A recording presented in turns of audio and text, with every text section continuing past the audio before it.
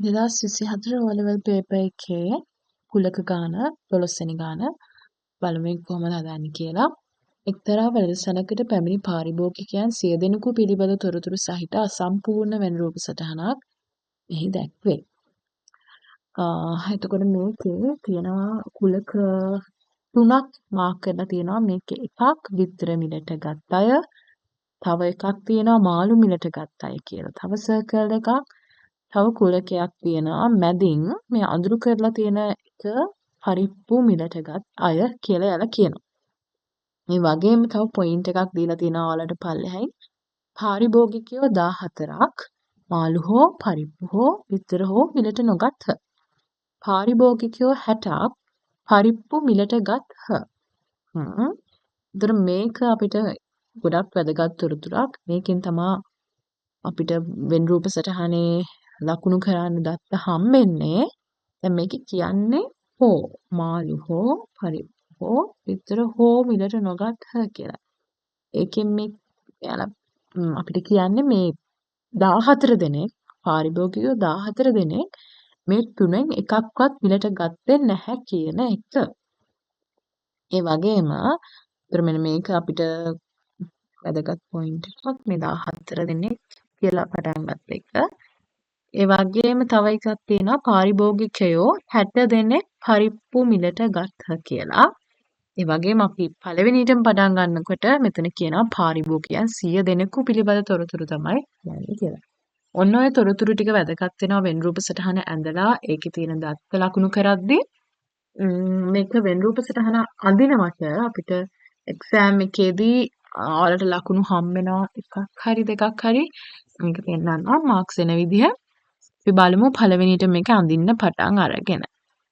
12 වෙනි ගාන වෙන් රූප සටහන අඳිමු.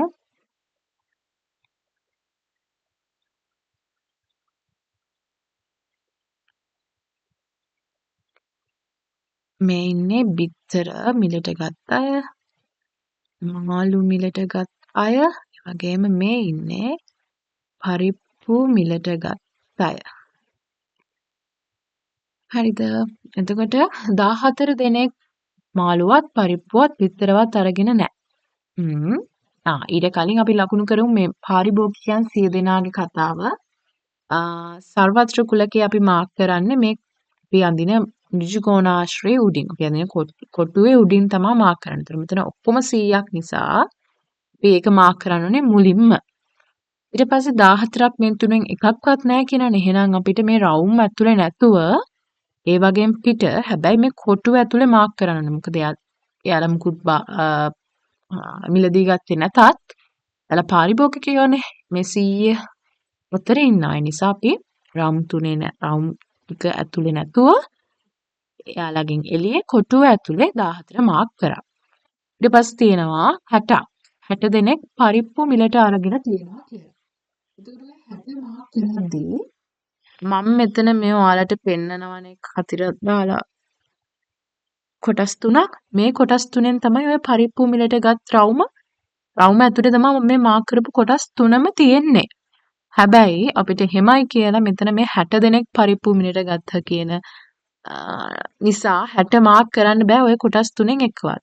එතකොට ඒ වගේ කියන අදහස් වෙනස් වෙනවා. ඒතර අපි මේකේ ඔක්කොටම පොදු වෙන්න. පරිප්පු අපි දන්නේ නැහැ පරිප්පුයි බිත්තරයි මිලදී ගත්ත අයද පරිප්පු බිත්තර මාළු තුනම මිලදී ගත්ත අයද පරිප්පුයි මාළුයි මිලදී ගත්ත අයද කියලා දන්නේ නැහැ. ඒ නිසා අපි ඔක්කොටම හරියන්න අපි මාක් කරනකොට මාක් කරන්න ඕනේ එන්න මේ විදිහට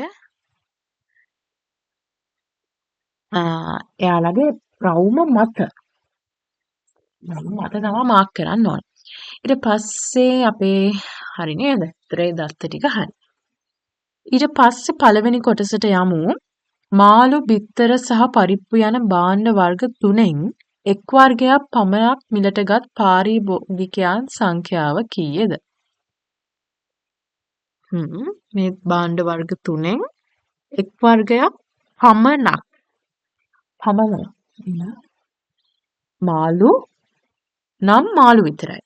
පරිප්පු නම් පරිප්පු විතරයි.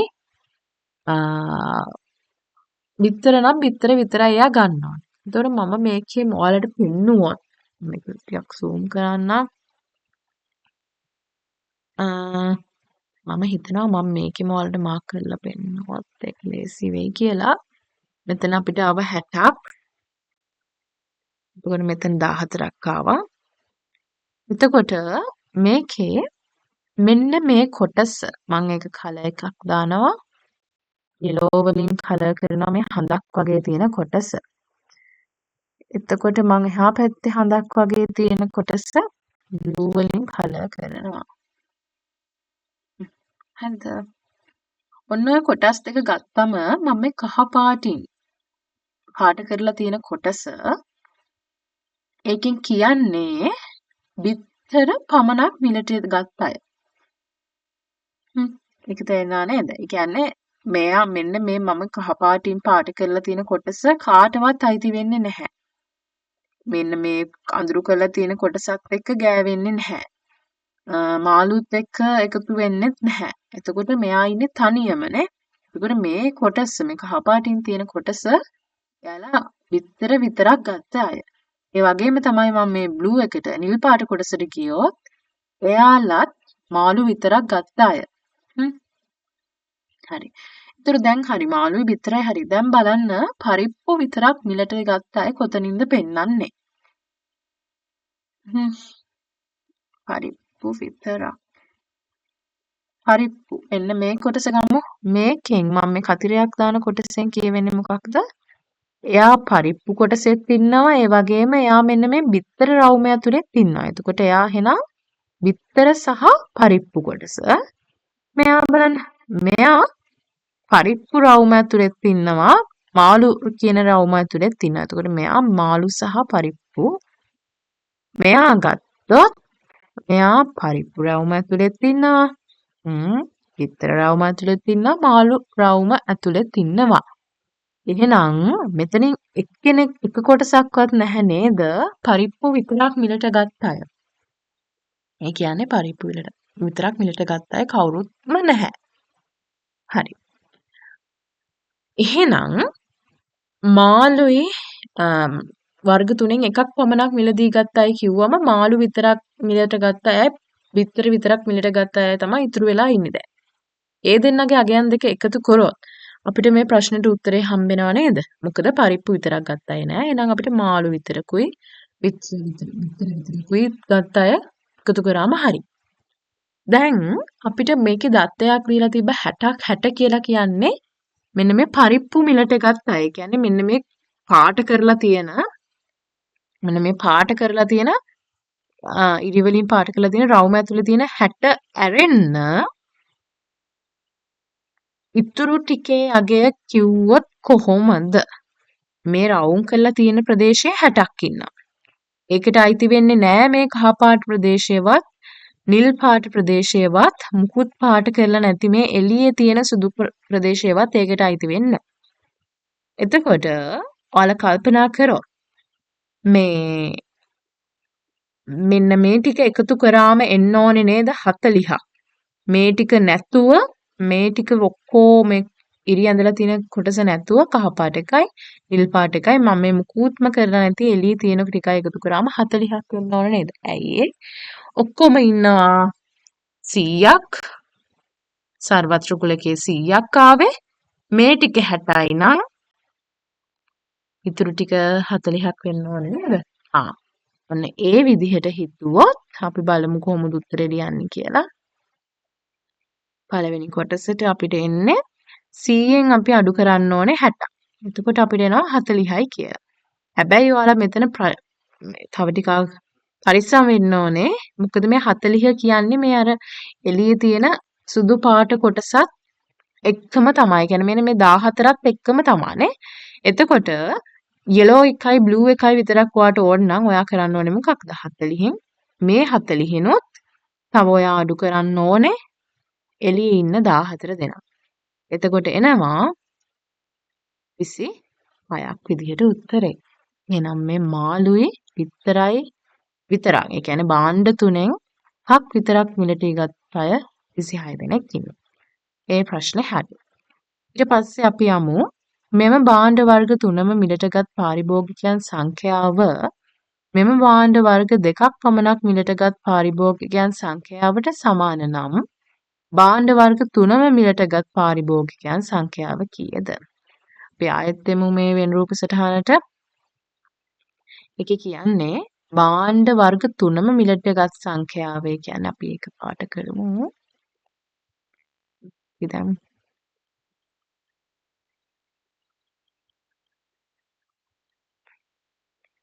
හරි.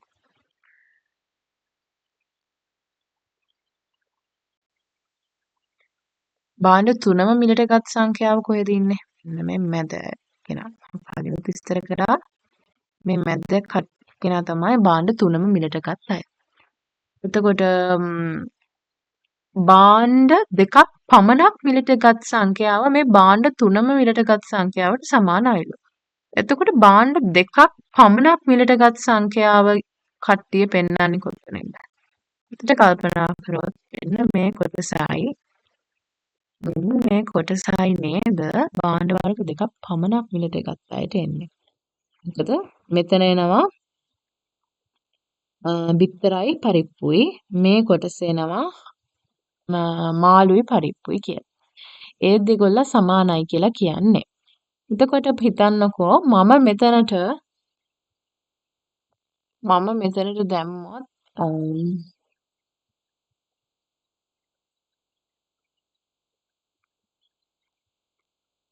මතර මම මාක් කරොත් x කියලා භාණ්ඩ තුනම මිලට ගත්ත අය මේ දෙන්නටත් මට මාක් කරන්න වෙන x කියලා නේද? ඇයි මේ භාණ්ඩ තුනම මිලට ගත් සංඛ්‍යාව සහ භාණ්ඩ දෙකක් පමණක් මිලට ගත් සංඛ්‍යාව සමානයි කියලා කියනවා. එතකොට මේ දෙකොල්ල මේ බ්ලූ කලර් දෙක එකතු කරාම x වෙනවා නම් එයා සමාන වෙන්න ඕනේ භාණ්ඩ තුනම මිලට ගත් සංඛ්‍යාවට. එතකොට එයාවත් මට x කියලා ගන්න පුළුවන්. එතකොට හොඳට කල්පනා කරොත් මේ x එකයි මේ x එකයි එකතු කරාම අගය කීයද එන්න ඕනේ? 60ක් එන්න ඕනේ නේද? මොකද මම මේ හයිලයිට් කරපු කලර්ස් වලින් මේ මුළු සර්කල් එකම මේ කුලකෙම ෆිල් වෙලා තියෙනවා. ඒකේ ෆිල් වුණා නම් ඒ ඔක්කොම මුළු ගාන 60ම මේ දෙක එකතු කරාම එන්න ඕනේ. ඒ කියන්නේ දෙකයි x ඒවා දෙකක් එකතු කරාම 60ක් එනවා කියන එකනේ. මේක ලියමු.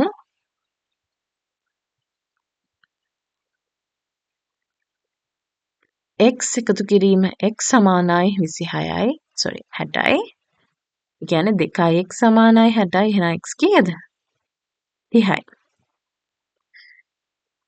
ඒ කියන්නේ භාණ්ඩ තුනම මිලට ගත්ත අය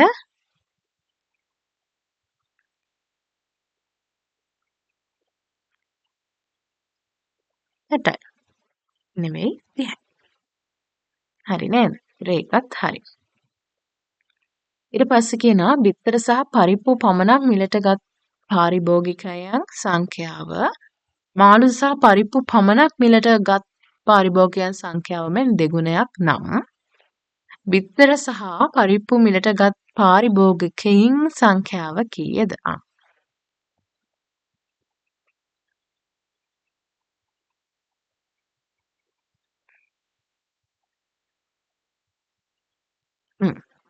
මේක කියන්නේ දැන් මේ අපි බ්ලූ කලර් වලින් කලර් කරපු කොටස් දෙක කුලක දෙක ගැන තමයි කියන්නේ. මේක තමයි බිත්තර මේක දෙකයිම ලියන්න. මේක තමයි බිත්තර සහ පරිප්පු. ඒ වගේම මෙයා තමයි මාළු සහ පරිප්පු. මාළු සහ පරිප්පු වගේ ගත්ත අය වගේ දෙගුණයක්ලු බිත්තර සහ පරිප්පු ගත්ත අය.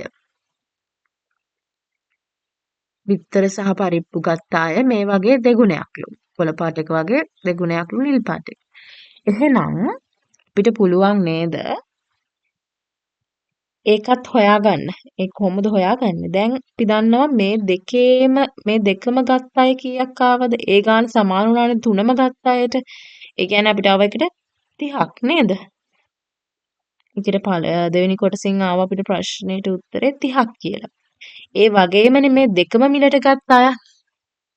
දෙකම මිලට ගත්ත අය ඒ ගානම තමයි. එතකොට මෙන්න කියන්නේ මේ 30 කියන එක සමාන වෙන්න ඕනේ මාළු පරිප්පු ගත්ත අයටයි බිත්තරයි පරිප්පු ගත්ත අයටයි. එතකොට එයාලා කියනවා මාළු සහ පරිප්පු ගත්ත අය වගේ දෙගුණයක්ලු. එතකොට අපි මාළු සහ පරිප්පු ගත්ත අය x කියලා ගත්තොත් මේ ඉන්නේ මාළු සහ පරිප්පු. එහෙනම් මම බිත්තර සහ පරිප්පු ගත්ත අය මොකක්ද වෙන්න ඕනේ? 2x වෙන්න ඕනේ නේද? 2x වෙන්න ඕනේ. මොකද මේ වගේ දෙගුණයක් කියනවා බිත්තර සහ පරිප්පු. එතකොට x එකතු කිරීම 2x සමාන වෙන්න ඕනේ 30. මේ දෙක එකතු අපි කලින් හොයාගත්තා 30යි කියලා. එතකොට 30 සමාන වෙනවා 3x වලට. එහෙනම් x කීයද? 10යි. හැබැයි මෙතන ප්‍රශ්නේ මට පොඩ්ඩක් වැරදුනා. අන්තිමට අහන්නේ x වත් 2x වත් නෙමෙයි මේකේ අහන්නේ බිත්තර සහ පරිප්පු මිලටගත් පාරිභෝගිකයින් සංඛ්‍යාව. දැන් මෙතන කියලා නැහැ නේද? හොඳට බැලුවොත් බිත්තර සහ පරිප්පු පමණක් කියලා නැහැනේ. බිත්තර සහ පරිප්පු පමණක් නම් තමයි මෙන්න මේ මම ක්‍රොස් එක දාන කොටස එන්නේ. හැබැයි මෙයාලා කියන්නේ මිලටගත් පරිප්පු මිලටගත්. බිත්තර සහ පරිප්පු මිලටගත්. එතකොට මේ දෙක එකට එන්න ඕනේ බිත්තර සහ පරිප්පු මිලටගත් කිව්වම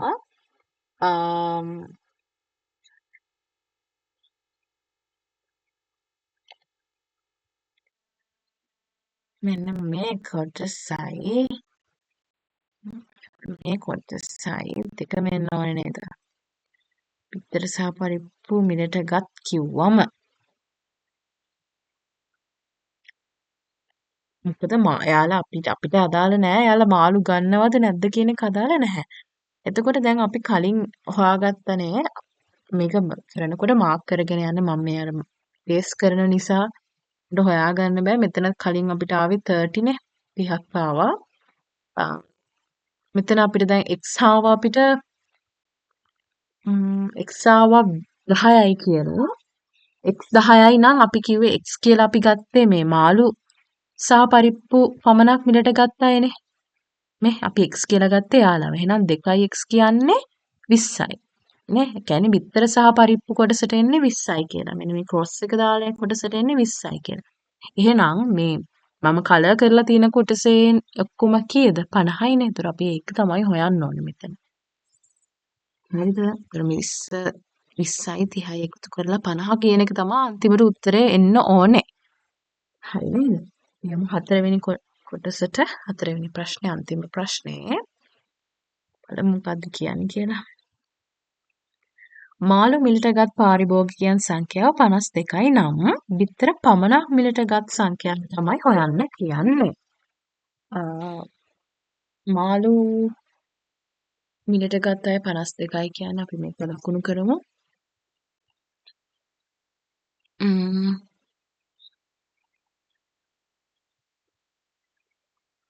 මෙතන රවුම මත තමයි මාක් කරන්නේ මම කලින් කරා වගේ. මොකද මාළු පමණක්වත් මාළු සහ පරිප්පු පමණක් තුනම මිලටගත් එහෙම කියන්නේ නැහැ නේ. ඒතර අපිට මම මේ මෙතන ඩොට් එක මෙතන ඩොට් එක මේ කොත්තනවත් අපිට මාක් කරන්න බෑ. ඔක්කොටම පොදු වෙන්න 52 කියන එක අපි රවුම මත මාක් කරන්න ඕනේ. එතකොට එයාලා 52යි නම් අපෙන් අහන්නේ අපි 14ක් දැක්කිලානේ. එතන 14 තියෙනවා. ඒතර අපෙන් අහන්නේ මේ කොටස. බිත්තර පමණක් මිලට ගත්ත අය තමයි අහන්නේ. දැන් අපි අර කලින් වගකීමක් මාක් කරන්නේ. මොකද නැත්නම් අපිට ඒක ප්‍රශ්නයක් වෙනවා. අපිට මේක ආවනේ 30ක් කියලා. මෙතන 20ක් ආවා. එතන 10ක් නේ. මොකද දෙගුණේ 20යි මේක 10යිනේ ආවේ. කොහොම මාක් කරගත්තම හරි ලේසි. ඔයාලා හොයාගන්න දත්තය වෙන් රූප සටහනේ ඔයාලා අඳින වෙන් රූප සටහනේ මාක් කරගෙන යන්න. අපෙන් අහන්නේ මම මේ අර නිකන් හඳක් වගේ ඇදලා තියෙන කොටස. එතකොට මෙන්න මේ දත්ත ටික අඩු කරොත් ඔයාලට හම්බෙනවා මේක ලේසියෙන්. දැන් මේකේ අපි අර 30යි 10යි අඩු කරන්න යන්නේ නැහැ. මොකද මේ 52 ඇතුලේ තමයි මේ 30යි 10යි ඉන්නේ. එතකොට 100න් 52ක් අඩු කරලා 14කුත් අඩු කරලා ඒතර මේ වටේ කොටස අඩු වෙනවා. 20කුත් අඩු කරා නම් මෙන්න මේ 20ත් අඩු කරා නම් අපිට එනවා නේද අවශ්‍ය කොටස. අඩු වෙලා ගිහිල්ලා. එහෙනම් ආන්සර් එක ලියමු. 100න් අපි අඩු කරන්න ඕනේ 52, 14, ඒ වගේම 20 නේද? හිතන්නේ 20. 20. ඒ ටික අඩු කරාම අපිට එනවා 80යි 80න් 50ක් අඩු කරාම 30යි 28යි 28න් 14ක් අඩු වුණාම ආයෙත් 14ක් එනවා.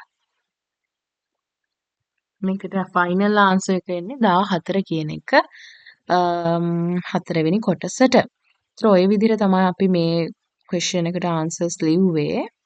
2024 ඔලෙවල් පේපර් එකේ මෙන්න මේක තමයි මාකින් ස්කීම් එක. මාකින් ස්කීම් එකේ මම කිව්වා වගේම වෙන් රූප සටහනට ලකුණු දීලා තිනවා 3ක් දීලා තියෙනවා මෙතන. එකක් දෙකක් නෙමෙයි 3ක්ම දීලා තිනවා පළවෙනියට ඔයාලා අඳින වෙන් රූප සටහනට. ඊට අමතරව ඔයාලා මේ දැන් මේකේ අපි ඔයාලා හොයාගන්න දත්ත තියෙනවානේ. අන්න ඒවා මාක් කරන එක මං හිතනවා ඒක හොඳයි කියලා. මොකද සමහර වෙලාවල් වලට ඒ ඔයාලා පස්සේ හොයාගන්න දත්ත අදාළ තැන්වල ලකුණු කරනවටත් ඔයාලට ලකුණු හම්බෙන්න පුළුවන්. මෙන්න මේ වගේ 20, 30, 10 ඒ වගේ මාක් කරන එක ගොඩක් හොඳයි. බ්‍රේක් පේපර් එකත් ඔය විදිහට කරගෙන පිළිවෙලට කරගෙන ගියොත් ඔයාලට ලේසියෙන් ලකුණු ගන්න පුළුවන් 2024 O level පේපර් එකේ ක්වෙස්චන් එකට.